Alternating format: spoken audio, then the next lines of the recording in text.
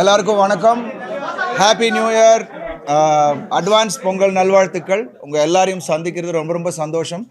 Audio லான்ச்சில் உங்கள் எல்லாருக்கும் கூடயும் நின்று பேச முடியல, ரொம்ப ரொம்ப சாரி. ஸோ இந்த தருணத்தில் உங்கள் எல்லாரையும் சந்திக்கிறது, அதுவும் இத்தனை பேர் வந்திருக்கிறீங்க. Thank you so much brothers.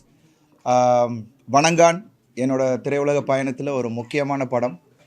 ஒவ்வொரு படத்துக்கும் ஆடியன்ஸ் ஆகிய நீங்களும் சரி, ப்ரெஸ்ஸும் சரி அவ்வளோ சப்போர்ட் பண்ணியிருக்கீங்க. எவ்வளோ கதாபாத்திரம் பண்ணியிருக்கேன். பட் அதெல்லாம் மீறி வணங்கானில் பண்ண இந்த கதாபாத்திரம் ஐ திங்க் என்னோடய திரையுலக பயணத்தில் கம்ப்ளீட்டாக ஒரு மாறுபட்ட ஒரு கதாபாத்திரம். அது பாலா சார் அப்படியே மாற்றிருக்காரு. அது ஜனவரி 10 ஃப்ரைடே அன்றைக்கி ரிலீஸ் ஆக போகுது வணங்கான். ஸோ கண்டிப்பாக அது உங்கள் எல்லாருக்கு திரையிலும் உங்கள் முன்னாடி நாங்கள் வரப்போகிறோம். அது நினைக்கும் போதே ரொம்ப ரொம்ப எக்ஸைட்மெண்ட் எனக்கு கொடுக்குது. ஒவ்வொரு முயற்சிக்கும் நீங்கள் எப்போதுமே சப்போர்ட் பண்ணியிருக்கீங்க. நிச்சயமாக இந்த ஒரு புது முயற்சிக்கும் நீங்கள் சப்போர்ட் பண்ணுவீங்க நான் நம்புகிறேன். அண்ட் பாலா சாரை ஒர்க் பண்ணது எனக்கு ஒரு மறக்க முடியாத அனுபவம். ஏன்னா பாலா சாரை பற்றி நம்ம எல்லாருக்குமே தெரியும். ஒரு கதாபாத்திரத்துக்கு உள்ள அவர் எவ்வளோ ஆழமாக ஒரு நடிகரை உள்ளே கொண்டு போய் அதை புரிய வச்சு அதை திரையில் நம்ம கொண்டு வராருன்னு உங்கள் எல்லாருக்கும் தெரியும். அதே மாதிரி தான் எனக்கு அது ஒரு பெரிய ஒரு லேர்னிங் எக்ஸ்பீரியன்ஸாக இருந்துச்சு. ஏன்னா இந்த கதாபாத்திரம் கோட்டின்ற கதாபாத்திரம் பாலா சார் அவர் ஒரு விஷன் வச்சுருந்தார். ஸோ கதை சொல்லும் போதே அருண், இந்த கதாபாத்திரம் நீங்கள் நடிக்க ஆரம்பித்து படம் முடிகிற வரைக்கும் அதுக்கப்புறம் ஒரு 4 மாதம் உங்களுக்கு அந்த தாக்கம் இருக்கும் அப்படின்னாரு. அதே மாதிரி தான் எனக்கும் இருந்தது. கிட்டத்தட்ட ஒரு 2.5 months ஆச்சு. நான் அடுத்த படம் ரெட்டத்தலைக்கு போகும்போது it was very difficult to come out of the character. So அந்த அளவுக்கு அந்த கதாபாத்திரம் என்னை பாதிச்சுது. நிச்சயமாக இந்த படம் உங்கள் எல்லாருக்கும் பிடித்த மாதிரியான ஒரு படமாக இருக்கும். ஏன்னா பாலா சாரை நம்ம பார்த்து ரொம்ப நாள் ஆச்சு. இப்போ உள்ள ஜென்ரேஷன் பாலா சார் யார் அப்படின்றது இந்த படம் மூலிமா உங்களுக்கு எல்லாருக்கும் தெரியும்.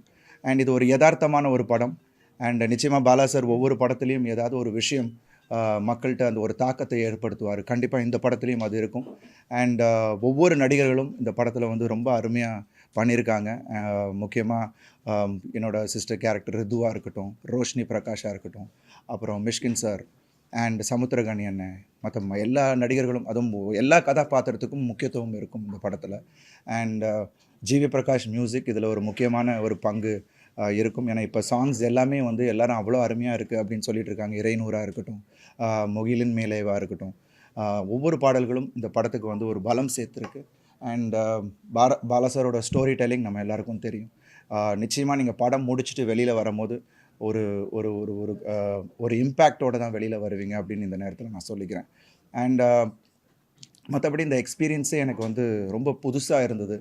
அண்டு நிறைய மெனக்கடல்கள் இருந்தது, நிறைய பயிற்சிகள் பண்ண வேண்டியது இருந்தது. பட் எல்லாத்துக்கும் மேலே இட் வாஸ் வெரி சாட்டிஸ்ஃபைங். அது ரொம்ப முக்கியம். ஒரு நடிகனாக இவ்வளோ வருஷம் நம்ம ஃபீல்டில் இருந்து இந்த மாதிரியான ஒரு எக்ஸ்பீரியன்ஸுக்காக தான் நான் ரொம்ப நாள் ஏங்கிட்டு இருந்தேன். ஏன்னா பாலா சார் படம் பண்ணணும் அப்படின்றது என்னோடய ஏர்லி ஸ்டேஜஸ்லேயே நான் ஏங்கிட்டு இருந்த ஒரு விஷயம். அது இந்த தருணத்தில் நடந்திருக்குன்னும் போது ரொம்ப ரொம்ப சந்தோஷமாக இருக்குது. ஏன்னா இது ஒரு 12 வருஷத்துக்கு முன்னாடி பண்ணியிருந்தேன்னா அது வேறு மாதிரியாக எனக்கு ஒரு மைண்ட் செட் இருந்திருக்கும். பட் ஆனால் ஒரு ஒரு ஒரு ஆக்டராக கொஞ்சம் மெச்சூர் ஆனதுனால இன்னும் பாலா சாரை புரிஞ்சிக்க முடிஞ்சது. ஈஸியாக அவர் கூட ட்ராவல் பண்ண முடிஞ்சது. ஸோ அது எல்லாமே எனக்கு ரொம்ப ரொம்ப ஒரு பெரிய அனுபவமாக இருந்தது. இந்த எல்லாமே உங்களுக்கு திரையில் உங்கள் கண்ணுக்கு முன்னால் வரப்போகிறோம். ஸோ ரொம்ப ரொம்ப சந்தோஷமாக இருக்குது. எல்லோரும் சப்போர்ட் பண்ணுங்கள். நிச்சயமாக உங்கள் எல்லாருக்கும், அதுவும் குடும்பங்களுக்கும், பெண்களுக்கும், எல்லா தரப்பினருக்கும் இந்த படம் பிடிக்கும் அப்படின்ற ஒரு நம்பிக்கை எனக்கு இருக்குது. பாலா சார் படனாலே உடல் ரீதியாக மன ரீதியாக ரொம்ப கஷ்டமாக இருக்குது. இந்த படப்பிடிப்பில் எத்தனை லிட்டர் ரத்தம் போடுது, எத்தனை எலும்பு என்ன கஷ்டப்பட்டீங்க? இல்லை, கஷ்டம்ன்றது அந்த கதாபாத்திரத்துக்கு என்ன தேவை அப்படின்றது முன்னாடியே பாலா சார் சொல்லிட்டாரு. நான் சொன்ன மாதிரி பாலா சார் ஃபஸ்ட்டு சொன்னதே என்னென்னா, அருண், இந்த படம் முடிகிற வரைக்கும் நீங்கள் ஒர்க் அவுட்டே பண்ணாதீங்க. அந்த ஒரு லூஸ் பாடி லாங்குவேஜும் அந்த இதுவும் தான் நமக்கு இந்த படத்தில் தேவை. அது அப்போ எனக்கு புரியல. பட் படம் சீன்ஸ் பண்ண தான் எனக்கு தெரிஞ்சது. ஓ, இதுக்காக தான் அவர் சொன்னார் அப்படின்னு. ஸோ உங்களுக்கும் அது படம் பார்க்கும்போது தெரியும். நிறைய இடத்துல அஃப்கோர்ஸ் நீங்கள் சொன்ன மாதிரி ரா ஆக்ஷன் இந்த படத்தில் இருக்குது. அதனால் அந்த டெரேன் பார்த்திங்கன்னா கரடு முரடாக தான் இருக்கும். எங்கேயுமே ரோப்போ டூப்போ எதுவுமே யூஸ் பண்ண முடியாது. ஸோ எல்லாமே ஒரு நேச்சுரல் இதில் தான் நாங்கள் எடுத்தோம். ஸோ அதில் நிறைய விஷயங்கள் நடந்தது. பட் அதெல்லாம் தாண்டி இன்றைக்கி அது திரையில் பார்க்கும்போது ரொம்ப ரொம்ப சந்தோஷமாக இருக்குது. இந்த ஸ்டோரியை எந்த பிளாட்ல சார், இந்த ஸ்டோரி நமக்கான ஸ்டோரின்னு ஒரு மைண்ட் ஃபிக்ஸ் பண்ணி தெரியுமா? அது என்ன பிளாட்ல சார்? இல்லை, எனக்கு நான் இது வரைக்கும் பண்ணாத ஒரு கதாபாத்திரம். நிச்சயமாக இது வந்து வேறு மாதிரியா ஆடியன்ஸ் ரிசீவ் பண்ணுவாங்கன்னு எனக்கு தோணுச்சு. ஃபஸ்ட்டு நான் ஏன் ஓகேன்றது வந்து பிகாஸ் அது வந்து பாலா சார் மாதிரியான ஒரு இயக்குனர் அதை வந்து கையாளுறான்னும் போது அது கண்டிப்பாக அது ஒரு வேறு ஒரு விதமாக ஆடியன்ஸ்கிட்ட போய் அது ரீச் ஆகும் அப்படின்னு எனக்கு தோணுச்சு. அண்ட் இந்த கதையுமே நீங்கள் வந்து பார்க்கும்போது உங்களுக்கே அந்த ஒரு ஃபீல் வரும். கண்டிப்பாக நம்ம வந்து நிறைய விஷயங்கள் நம்ம கடந்து போகிறோம். ஆனால் அதை வந்து நம்ம ஆழமாக அது உள்ளே போகும்போது தான் நமக்கு அது தெரியும். ஸோ அது வந்து கண்டிப்பாக உங்கள் எல்லாரையும் பாதிக்கும் அப்படின்னு நம்புறேன். முயற்சி வந்து சப்போஸ் வரடா இருந்துச்சு, அது கொஞ்ச நாள் கழிச்சு அப்படியே போயிட்டு ஸோ அது சப்போஸ் வர முடிஞ்சோன்னா ஒரு 7 படங்கள் 8 படங்கள் அடிச்சே வர ஆரம்பிக்குது. இதை பற்றி என்ன நினைக்கிறீங்க? ஏன்னா நாங்கள் வந்து முன்னாடியே அனௌன்ஸ் பண்ணிட்டாங்க. சுரேஷ் காமாட்சி சார் வந்து படம் பொங்கலுக்கு வரலாம் அப்படின்றத வந்து ஃபஸ்ட்டு அனௌன்ஸ்மெண்ட்டை நம்ம தான் பண்ணோம். அதுக்கப்புறம் விடாமுயற்சி வரதா இருந்துச்சு. அது உடனே நான் மகிழ் சாருக்கு ஃபோன் பண்ணி நான் பேசினேன். அவர் அவ்வளோ சந்தோஷப்பட்டார். அருண் வரீங்களா, ரொம்ப சந்தோஷம் அப்படின்னாரு. அண்ட் ப்ளஸ் ஃபேன்ஸுமே வந்து அவ்வளோ அழகாக அதை என்கரேஜ் பண்ணாங்க. யாருமே இது வந்து ஒரு போட்டி அது இதுன்னு சொல்லலை. பட் எங்களுக்கு என்னென்னா திரையரங்குகள் எங்களுக்கும் ஒரு சின்ன இடம் கிடைக்கும், அதில் நம்ம வரலாம் அப்படின்னு தான் நினச்சோம். இப்போ அது வரல, எனக்கு ரொம்ப மிகப்பெரிய வருத்தம். பட் இருந்தாலும் அது வந்து ஒரு மிகப்பெரிய அடுத்த ஒரு ஒரு ஒரு பெரிய படமாக அமைஞ்சு அது எப்போ வந்தாலும் அது பெரிய சக்ஸஸாக ஆக போகுது அப்படின்றது தான் என்னோட நம்பிக்கை. அண்ட் மற்ற படங்கள் இந்த நேரம் வந்துகிட்டு இருக்கு. அதுக்கும் என்னோட வாழ்த்துக்கள். சார் ஆக்ஷன் கார் இது நீங்கள் ட்விட் போட்டு டேக் கேர் பார்த்துக்கோங்க அப்படின்னு சொன்னீங்க. அது வந்து எடுத்து நீங்களும் நிறைய அடிபட்டு இல்லை இல்லை அவர் வந்து அஜித் சார் வந்து அவரோட பேஷனை ஃபாலோ பண்ணிக்கிட்டு இருக்காரு. ரேசிங் வந்து எவ்வளோ ரிஸ்க்கான ஒரு விஷயம் நம்ம எல்லாருக்குமே தெரியும். ஸோ அந்த வீடியோ பார்த்தோன்னே எனக்கு ரொம்ப ஷாக்கிங்காக இருந்தது. உடனே நான் வந்து சுரேஷ் சார் தொடர்பு கொண்டேன். எப்படி இருக்காருன்னு கேட்டேன். இல்லை சார் இஸ் ஓகே சார், நாளைக்கு திருப்பி ட்ராக்கு போகிறாருன்னாரு. என்ன சார் சொல்கிறீங்க அப்படின்னு. ஸோ அந்த மாதிரியான ஒரு ஒரு ஒரு போல்டான பர்சன் தான் அஜித் சார். ஸோ அவருக்கு என்னுடைய வாழ்த்துக்கள். அண்ட் அதனால தான் அந்த ட்வீட்டே போட்டேன். God bless him and we all love him. So அந்த ஒரு விஷயம் தான் நான் சொன்னேன். அண்ட் எல்லா துறையிலையும் ஒரு ரிஸ்க் இருக்குது. I think I should be safe. Prayers to him, அவ்வளோதான்.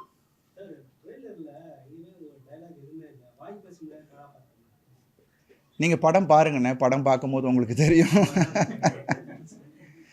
இது படம் பாருங்கள். நீங்கள் படம் பார்க்கும்போது அது என்ன மாதிரியான கதாபாத்திரம் எப்படி வடிவமைச்சிருக்காரு. ஏன்னா இந்த கதாபாத்திரத்துக்குன்னு ஒரு சில பிஹேவியர்ஸ் சொன்னார் சார். இது இப்படி தான் சிரிக்கும், இப்படி தான் ரியாக்ட் பண்ணும், எமோஷனுக்கு இப்படி தான் இருக்கும்ன்ற நிறைய ஒரு வேரியேஷன் இந்த கதாபாத்திரத்தில் இருக்குது. அது நீங்கள் படம் பார்க்கும்போது உங்களுக்கு தெரியும். சார் பாலா சார் படத்தில் நடித்த எல்லா நடிகருக்குமே வந்து ஃப்யூச்சரில் இண்டஸ்ட்ரியை பொறுத்தவரை நல்ல கெரியர் இருக்குது. பட் ஆனால் தேட்டருக்குலாம் வந்து விசிட் பண்ணுறதுக்கு வந்து பார்த்தீங்கன்னா படத்தோட எண்டிங் வந்து சேடில் தான் முடியும். ஸோ பட் விசிட்டர்ஸ் வந்து பீப்புள் சைடில் ரொம்ப கம்மியாக இருக்கும். பட் இந்த படம் பொங்கல் ரிலீஸ் ஆகுது, மக்களுக்குள்ளே வர்றதுக்கு என்ன கண்டென்ட் உள்ள ஸ்பெஷலாக இருக்கும்? இல்லை கண்டென்ட்டாக நிச்சயமாக இது வந்து ஒரு கண்டிப்பாக எல்லாரையும் ஈர்க்கக்கூடிய ஒரு கண்டென்ட் தான். ஏன்னா படம் அப்படி ஒரு எமோஷனாக அவங்க எல்லாரையும் கனெக்ட் பண்ணும். அண்ட் அதே சமயத்தில் உள்ள எல்லா சுவாரஸ்யமான விஷயங்களும் இருக்குது. அண்ட் அங்கங்கே ஒரு சட்டையர்ஸ் சின்ன சின்ன விஷயங்கள் இருக்குது.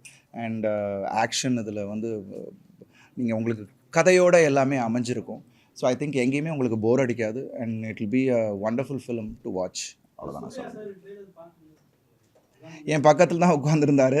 ட்ரெய்லர் பார்த்துட்டு பயங்கரமாக ஹாப்பியாக இருந்தார். தொடையில் தட்டி மாற்றிடுறாருல்ல எல்லாரையும் அப்படின்னாரு. ஸோ அது எனக்கு வந்து பார்த்து ரொம்ப சந்தோஷமாக இருந்தது. And he was very happy.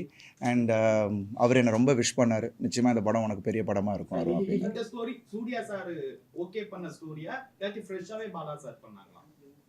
Bala sir எனக்கு என்ன கதை சொன்னாரோ அதுதான் இப்போ எடுத்திருக்கோம். ஸோ அது எனக்கு தெரியாது அது எந்த கதை இல்லை, அது அதே ஸ்டோரி தான் நினைக்கிறேன். படம் பார்த்தாச்சுமா? ஏமா டப் பண்ணும் போது பார்த்தேன். அதுக்கப்புறம் படமும் ஃபுல்லாக பார்த்தாச்சு. ஐ திங்க் முக்கியமாக இதில் சாம்சியஸ் ஆமாம் அது போகக்கூடாதுன்னு சொன்னார். அதுதான் நான் முன்னாடியே ஆன்சர் பண்ணது தான். அது வந்து இந்த கேரக்டருக்கு தேவைப்பட்டுச்சு. அதனால தான் பார்த்தீங்கன்னா பிகினிங் எல்லாமே கொஞ்சம் ஃப்ளாபியாக இருப்பேன், கொஞ்சம் லூஸாக அந்த பாடி லாங்குவேஜுக்காக.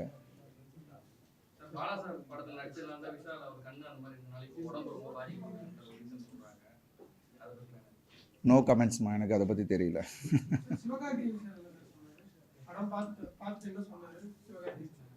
அவர் இன்னும் படம் பார்க்கலாமா? யாருமே இன்னும் வெளியாட்கள் யாரும் படம் பார்க்கல. அவர் அங்கேயே ஸ்டேஜ்லேயே சொன்னார், வந்து ரொம்ப விஷ் பண்ணார்.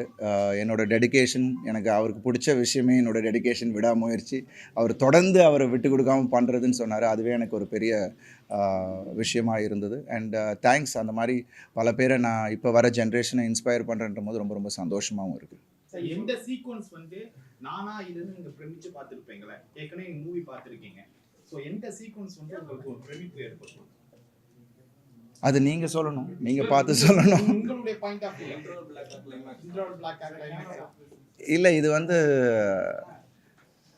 பிகினிங் என்னோடய ஃபஸ்ட்டு லுக்கு நான் பார்த்த உடனே இது நானா இதுன்னு கண்ணாடியை பார்த்துட்டு நான் யோசித்தேன். அதுக்கப்புறம் ஒவ்வொரு சீனும் பெர்ஃபார்ம் பண்ணும் போது இன்டர்வல் பிளாக்காக இருக்கட்டும், அதில் வந்து இந்த சிஸ்டரோட நான் எனக்கும் என்னோட தங்கைக்கும் இருக்கிற சீக்வென்ஸாக இருக்கட்டும், எல்லாமே வந்து எனக்கு என்னை அறியாமல் சில விஷயங்கள் அங்கே நடந்தது. ஸோ அது வந்து ஐ திங்க் நீங்கள் அதை விட்னஸ் பண்ணுவீங்க, அப்போ உங்களுக்கு புரியும். போட்டிருப்பேன், ஒரு 6 கிலோஸ் போட்டிருப்பேன் நினைக்கிறேன். பாலா சார் வந்து ஸ்பாட்ல எப்பயுமே வந்து கொஞ்சம் ஹார்ஷா நடந்துப்பாருன்னு சொல்லுவாங்க. பட் உங்கள்கிட்ட எங்கேயும் ஸ்பாட்ல ஏதாவது ஒரு தமிழத்தில் ஹார்ஷா நடந்துருக்கா? எங்கேயுமே இல்லைம்மா. எனக்கும் அதான் சொன்னேனே, பாலா சாரை நல்லா புரிஞ்சிக்க முடிஞ்சுது. அவர் என்ன எதிர்பார்க்குறாருன்னு எனக்கு கிளாரிட்டி இருந்தது. அதுதான் சொன்னேனே, இந்த ஒரு மெச்சூரிட்டி, இத்தனை வருஷம் அந்த எக்ஸ்பீரியன்ஸ் வந்து ஐ திங்க் இங்கே அதை ஹெல்ப் பண்ணுச்சு. அவரை வந்து ஈஸியாக என்னால் அதை புரிஞ்சிக்க முடிஞ்சுது. ஸோ அதனால் அவ்வளோ எனக்கு எங்கேயுமே பாலா சார் வந்து இந்த படத்தை ஃபுல்லாகவே வந்து யார்கிட்டையும் எங்கேயுமே கோவப்பட்டு நான் பார்க்கவே இல்லை. ரொம்ப பொறுமையாக எல்லாருக்கும் அந்த ஸ்பேஸ் கொடுத்து, டைம் கொடுத்து, ஏன்னா ஒரு டைரக்டராக ஒரு கிளாரிட்டி, இந்த கதாபாத்திரம் இப்படி வரணும், இந்த ரியாக்ஷன் வரணும் அப்படின்றதுக்காக வெயிட் பண்ணி எடுத்து ரொம்ப பொறுமை அவருக்கு. என்னை பொறுத்த வரைக்கும் எந்த இடத்துலையுமே பாலா சார் டென்ஷனாகி நான் பார்க்கவே இல்லை. உங்களை வந்து கன்னத்துல அப்ரிஷியேட் பண்ணாரு. But end of the movie முடிஞ்சதுக்கு அப்புறம் வந்து உங்களுக்கு ஏதாச்சும் கிஃப்ட் பண்ணாரா? ஏதாச்சும் வேர்ட் உங்கள்கிட்ட பார்த்து சொன்னாரு? எங்கள் அப்பாட்ட சொன்ன விஷயம் என்னென்னா, அப்பா போய் சொன்னாங்க, அருணை ரொம்ப பிரமாதமாக நடிக்க வச்சுருக்கீங்க அப்படின்ட்டு. அவர் அப்பாட்ட சொன்ன விஷயம், அவர்கிட்ட இருக்கிறது தான் நான் வெளில கொண்டு வந்திருக்கேன் அப்படின்னாரு.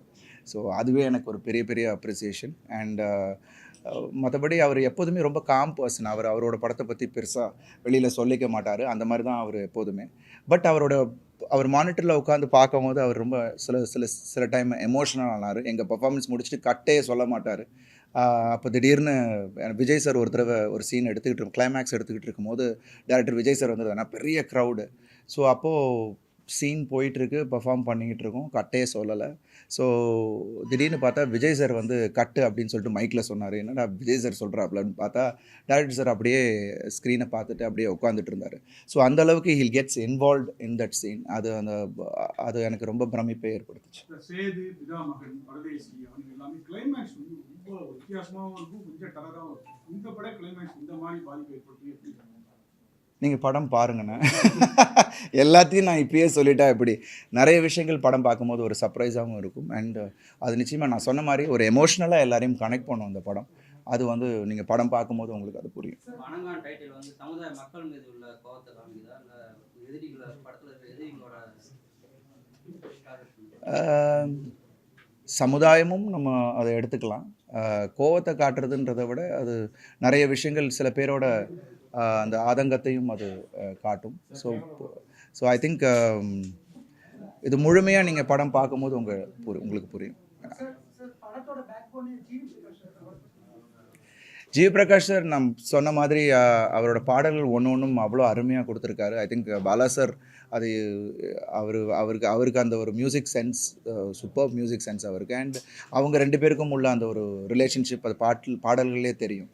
ஒரு டிவோஷனலாக ரொம்ப ஒரு மெலடி அண்ட் கதைக்கு தகுந்தாப்பில் அது கதை ஓட்டத்துக்கு ரொம்ப இன்னும் மெருகேற்றுற மாதிரி தான் இருந்துச்சு ஜிவி பிரகாஷ் சாரோட மியூசிக். அண்ட் சாம்சியஸோட ஆர்ஆர் படத்தில் வந்து I think of course GV also worked in it.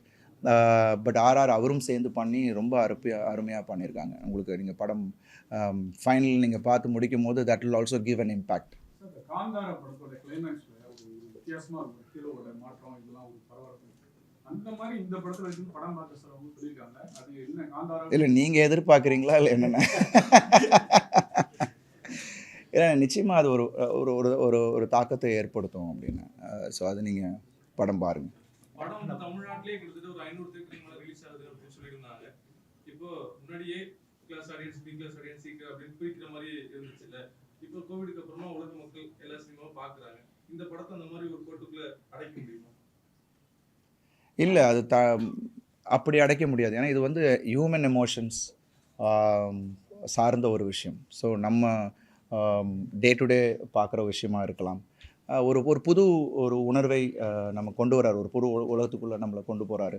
So இது எல்லாமே வந்து ஐ திங்க் எல்லாருக்குமே இது ஒரு அட்ராக்ட் பண்ணக்கூடிய ஒரு கதையாக தான் இருக்கும். ஸோ சர்டன் செக்மெண்ட், இந்த செக்மெண்ட் தான் அந்த செக்மெண்ட்டில் ஃபேமிலியாக பார்க்கலாம், பசங்க பார்க்கலாம், கேர்ள்ஸ் பார்க்கலாம், குழந்தைங்க பார்க்கலாம். ஸோ அந்த மாதிரியான ஒரு படமாக தான் இருக்கும். சார் படங்கள் நிறைய தேசிய விருதுகளை தமிழ் சினிமாவுக்கு வாங்கி கொடுத்துருக்கு. இந்த படம் எதுக்கெல்லாம் கொடுக்கும், உங்களுக்கு கிடைக்கும்?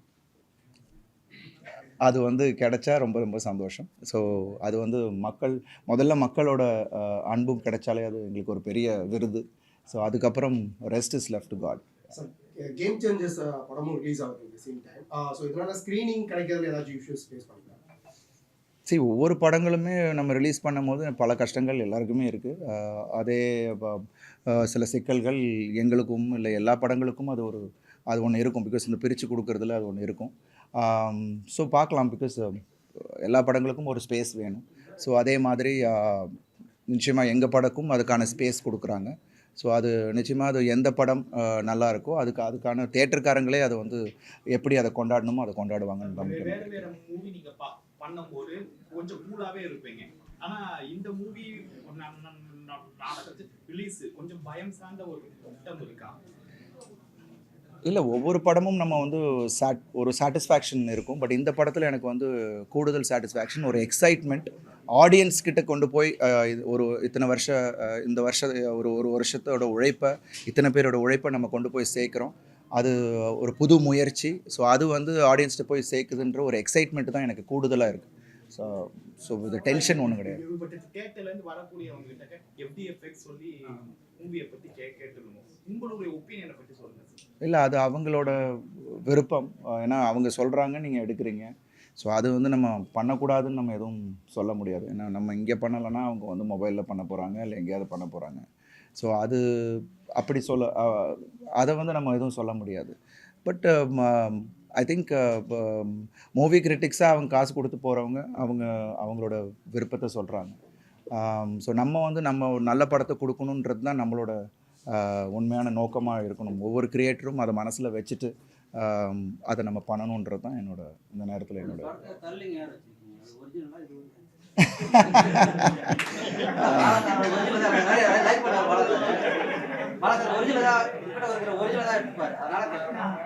இல்லை. ஒரிஜினல் வந்து லைட் வேவி ஹேர் தான்.